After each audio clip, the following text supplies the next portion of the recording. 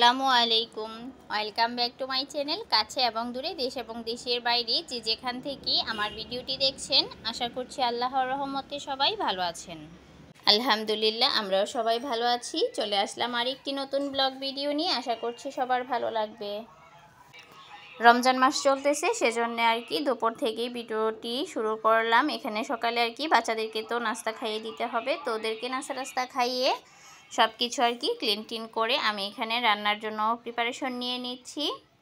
তো এখানে ছোট মেয়ের জন্য একটু খিচুড়ি বসিয়ে দিলাম সবজি দিয়ে, আর হচ্ছে ডাবলি আর আলু সিদ্ধ বসিয়ে দিয়েছি।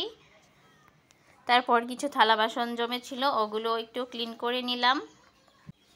তারপর আস্তে ধীরে আর কি ইফতারের প্রিপারেশন করব। আমি ঘরটর পরিষ্কার করে তারপর আর কি বাচ্চাদেরকেও গোসল করিয়ে দিব। আমি গোসল করে নামাজ আদায় করে তারপর হচ্ছে গিয়ে রান্নাবান্না শুরু করব। তো গোসলের আগে আমি হচ্ছে গিয়ে মাছটা ভেজে নিচ্ছি, আর হচ্ছে ডাবলিটাও বোনা করে নিচ্ছি। এই ফাঁকে আর কি বাচ্চারা একটু পানিতে খেলা করছে, আমি তারপর গিয়ে ওদেরকে আর কি গোসলটা করিয়ে দিব। তারপর এই তো মশলাটা ভালোভাবে একটু কষিয়ে নিচ্ছি। এখানে আদা রসুন পেস্ট দিয়েছি, তারপর আস্ত ধনিয়া জিরা আর কি সমস্ত মশলাই দিয়ে দিয়েছি। তারপর যখন মশলাটা ভালোভাবে কষিয়ে এসেছে, আমি 2টা আলুও দিয়ে দিয়েছি সাথে। আলু দিলে আর কি খুব বেশি ভালো লাগে খেতে। তারপরে তো মশলাটার সাথে আর আলুর সাথে আর কি ডাবলিটাকেও ভালোভাবে একটু মিশিয়ে নিচ্ছি। আর আমাদের বাসায় ছোলাটা কম খাওয়া হয়, ডাবলিটাই খাওয়া হয়। আমার হাজব্যান্ড গ্যাসের সমস্যা করে না হয়তো। তো যাই হোক, তারপর আস্তে আস্তে আর কি আমি ইফতারের প্রিপারেশনগুলো নিয়ে নিচ্ছি। তো এখানে আমি পেঁয়াজও বানাবো, তো ডাল আর পেঁয়াজটাকে আর কি মেখে নিয়েছি, আর এখানে তেল গরম হতে দিয়েছি।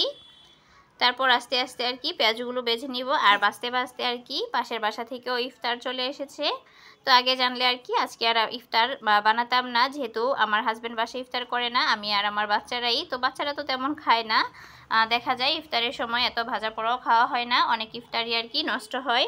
তো আমি কিছু আর কি পেঁয়াজও বেজে নিচ্ছি, আর কয়েকটা শুধু বেগুনি করে নিব, আর কিছু করব না। তারপরও অনেকটা খাবার আর কি নষ্ট হয়েছে, আমি পরদিনও খেয়েছি। আর রমজানের এই খাবারগুলো না পরে বাসি খেতেও ইচ্ছে করে না। আর এই অংশটুকু ছিল তারপরের দিনের দুপুর থেকে আর কি। তো এখানে আমি দুপুরের দিকে একটু দই বানাতে এসেছিলাম।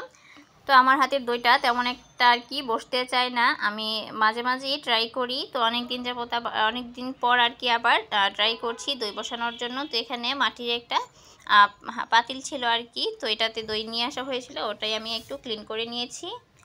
তো এই তো আমি দইয়ের জন্য আর কি দুধটাকেও দিয়ে দিলাম। জানি না কেমন হবে, যেমনই হোক তারপর আস্তে আস্তে আর কি আমি শিখবো এটা। এরকম আর কি একটা মনোবল নিয়ে আমি আজকের দইটা আর কি বানাচ্ছি। আমার নিজের হাতে দই বানাতে অনেক বেশি ভালো লাগে, কিন্তু তেমন একটা বসতে চায় না। তো দইটাকে আমি ওভেনের ভিতরে কি রেখে দিব।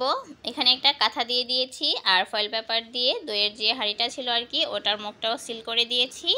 তো এই তো ভালোভাবে ডেকে আমি দইটাকে বসতে দিয়ে দিব। আর তারপর আজকে একটা পুডিংও বানাবো। তো পুডিংটার জন্য আমি ক্যারামেল সেট করে নিয়েছি। তারপর আমি 3টা ডিম আর হচ্ছে হাফ কেজি দুধের পুডিং তৈরি করব আজকে। তারপর পুডিংয়ের যে ব্যাটার ছিল ওটাকেও আমি রেডি করে এই তো যেটাতে ক্যারামেল সেট করেছিলাম ওই বাটিটাতেও দিয়ে দিয়েছি। তারপর ফয়েল পেপার দিয়ে ঢেকে দিয়েছি।